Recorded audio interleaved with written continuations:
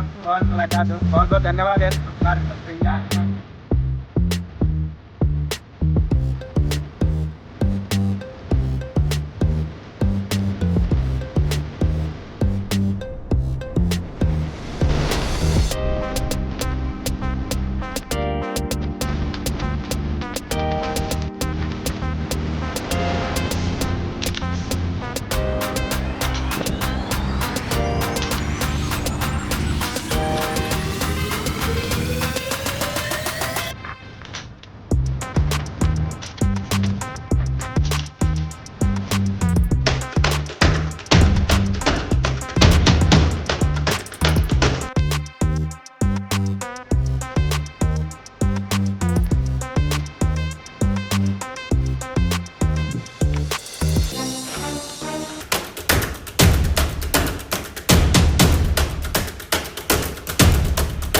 इतिहास के पन्नों में कई अहम घटनाएं समेटे महोबा का सूर्य मंदिर सदियों का साक्षी है। कहा यह भी जाता है कि कोणार्क के सूर्य मंदिर से काफ़ी समय पहले ही चंदेला शासन में बुंदेलखंड में ऐसे पत्थर थे जहां सूर्य की पूजा की जाती थी। कुछ खास तरह से बने इस मंदिर को देखने की चाहत अब भी बड़ी संख्या में लोगों को महोबा खींच लाती है, लेकिन ये संख्या कोणार्क सूर्य मंदिर के मुकाबले काफ़ी कम है। कोणार्क मंदिर में जहां 25 लाख श्रद्धालु हर साल आते हैं, तो महोबा में ये संख्या 12 लाख के करीब है। मंदिर के समय के साथ साथ इसका अस्तित्व खोता जा रहा है। महोबा से दक्षिण में करीब 1.5 किलोमीटर दूर इस सूर्य मंदिर का निर्माण 850 ईस्वी में राजा राहुल देव बर्मन ने करवाया था। मंदिर में शिलाओं पर कई आकृतियां बनी हैं और लिखावट भी है। मंदिर के निर्माण में ग्रेनाइट के पत्थरों का इस्तेमाल भी देखने को मिलता है। तो चलिए इस मंदिर को हम आपको करीब से दिखाते हैं और क्या इसका इतिहास है आगे का वहाँ चर्चा करते हैं, क्योंकि कोणार्क के मंदिर और महोबा के मंदिर में एक गहरा रिश्ता है। तो चलिए बढ़ते आगे। तो यहाँ पर देखिए, यहाँ पर सामने एक बोर्ड चिपका दिया गया है और इसमें साफ लिख दिया गया है, कृपया सूर्य मंदिर पर जूता चप्पल पहनकर न जाएं। ये भगवान सूर्य का मंदिर है। इस मंदिर के विषय में ऐसा कहा जाता है कि जब भी सूर्य की पहली किरण, पूरे हिंदुस्तान के पूरे वर्ल्ड की बात कर रहा हूँ मैं, सूर्य की जब पहली किरण निकलती है तो सबसे पहली किरण जो अगर किसी मंदिर पर पड़ती है तो वो मंदिर यही है, महोबा का सूर्य मंदिर, यानी इसे रहलिया मंदिर के नाम से भी जाना जाता है। अब सबसे पहले ये देखिए, आपको ये मेन गेट है, ये मेन गेट से हम एंट्री कर रहे हैं और ये जो मंदिर है सूर्य मंदिर, जिसे रहलिया मंदिर के नाम से भी जाना जाता है, ये टोटली पत्थरों के सहारे बना हुआ है। इनका निर्माण पत्थरों से कराया गया था, ये देख सकते हैं, और इसमें चूने पत्थर का भी इस्तेमाल हुआ है। इसकी सीढ़ियाँ भी आप दिखा दें कि सीढ़ियाँ भी बनाई गई हैं, तो टोटली पत्थरों से बनाया गया है।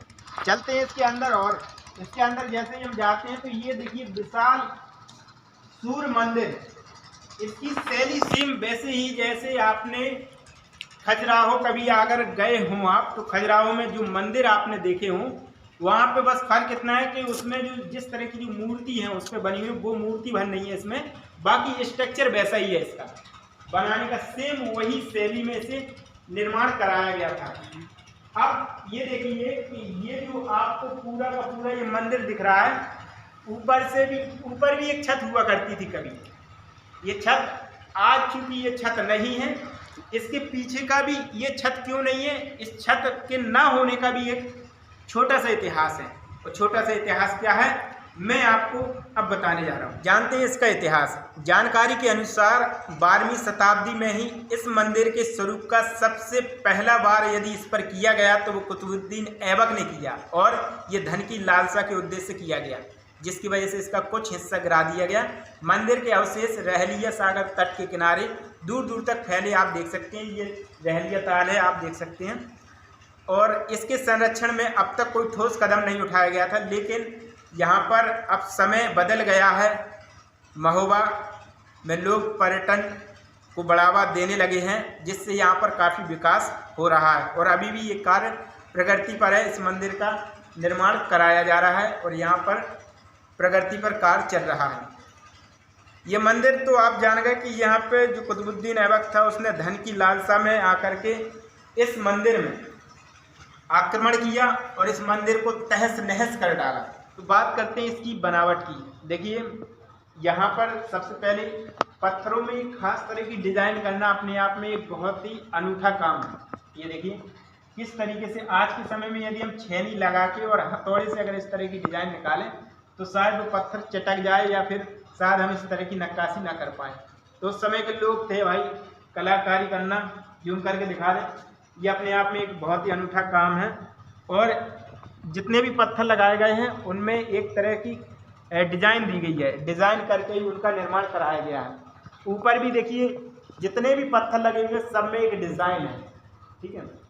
और ऊपर भी कभी एक छत हुआ करती थी दोस्तों, लेकिन कुतुबुद्दीन ऐबक को ऐसा लगा कि यहाँ पर धन के होने की संभावना उसे पता लगी, तो उसने इस पर आक्रामक हमला बोल दिया।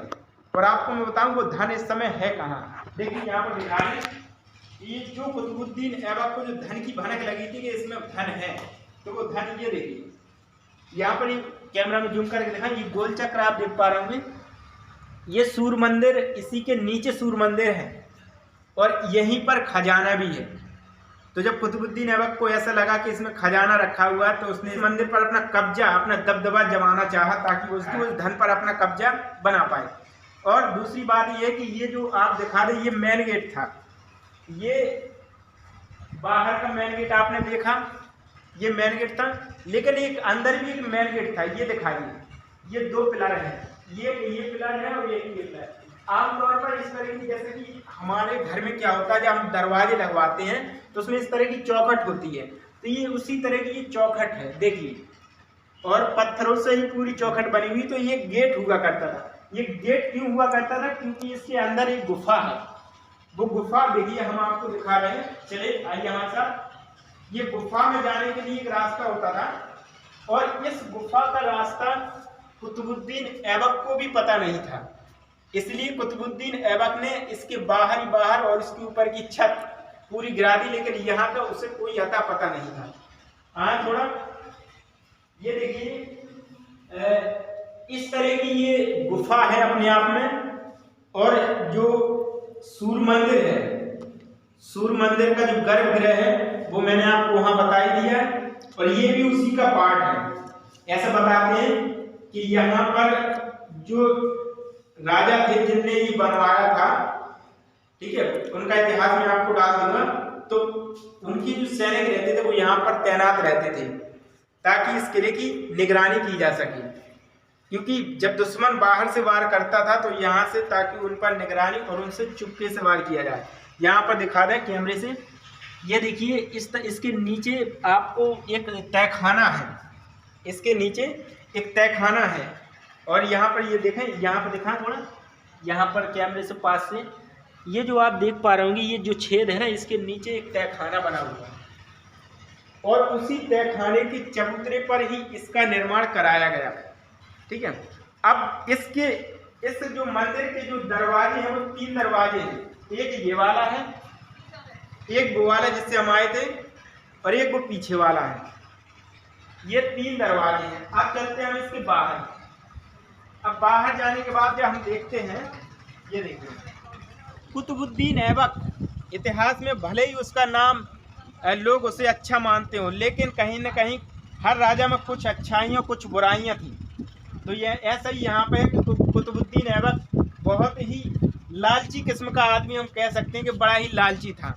धन के आवेश में आकर उसने इस विशाल मंदिर को, भगवान सूर्य मंदिर का जो मंदिर है उसको तहस नहस कर डाला। देखिए ऊपर दिखा दें, ऊपर के हिस्से कैसे आधा आधा अधूरा बचा हुआ है, इसके आधे अधूरा पार्ट जो डला हुआ है वो यहाँ पर डला हुआ है। देखिए ये सामने आप जो देख पा रहे हैं, ये पूरा का पूरा जो अवशेष डले हैं वो इसी मंदिर के ऊपर के अवशेष यहाँ पर डले हुए हैं। और ये सिर्फ सेम वैसा ही है जैसा कि कोणार्क। आपने इसकी तुलना आप कोणार्क मंदिर से भी कर सकते हैं, क्योंकि कोणार्क मंदिर और ये रहलिया सूर्य मंदिर, इनका आपस में गहरा रिश्ता है। गहरा रिश्ता कैसा है? क्योंकि इनका आर्किटेक्चर देख लीजिए, आर्किटेक्चर सेम वैसा ही बना हुआ है। तो इससे आप ये अंदाज़ा लगा सकते हैं कि कहीं ना कहीं वहाँ के उस मंदिर के राजा और इस मंदिर के राजा का आपस में कोई ना कोई कनेक्शन ज़रूर रहा होगा दोस्तों।